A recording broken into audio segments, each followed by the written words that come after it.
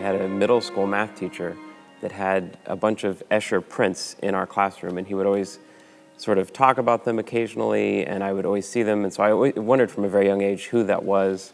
And when it came time to name the quartet, I thought this would be just a really wonderful name for a quartet. It has so many different applications and so many different ways that it can relate to what we do in a quartet. A funny story about Escher. We were playing in Ottawa 5 years ago, and there's Mr. Escher came backstage, and he congratulated our quartet, and he said, my name is George Escher. I said, that's funny. It's like the name of our quartet. He said, actually, I'm the son of M.C. Escher. So he came the next day, and he gave us, to each member in the quartet, like a Escher print that I still have in my living room, like proudly.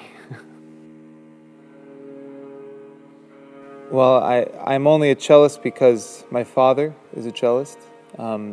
This is actually not the cello I usually play on.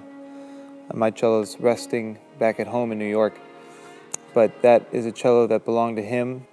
Yeah, without my parents, I don't think I'd be where I am today. I started as a violinist, and my mother did not even want me to play viola. She thought, she thought it was like a downgrade of some sort. Violin is the thing that I love most intensely other than my family. First of all, I've been very lucky. I've had incredibly inspiring teachers, but I would say I'm most inspired now by my gorgeous children and my incredible wife. I really enjoyed growing up watching the tennis player Pete Sampras. He was one of my idol at the time. What I liked about him is, he had a flawless technique, and even though a lot of people would criticize him for being boring, he was getting the job done.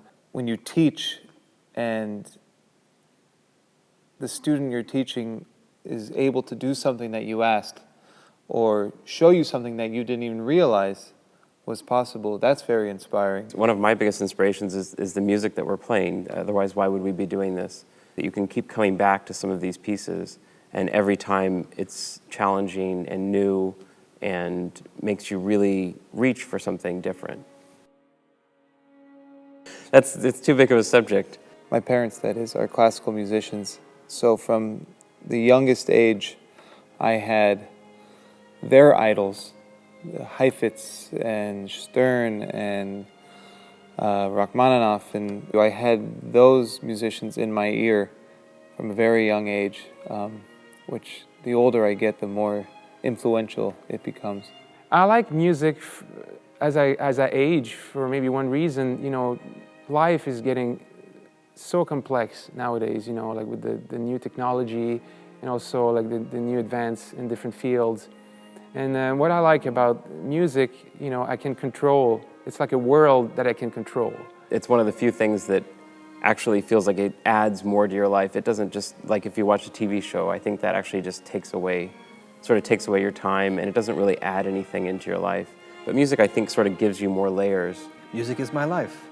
Music is what I've been doing since I was 7 years old, and probably doing for the rest of it as well.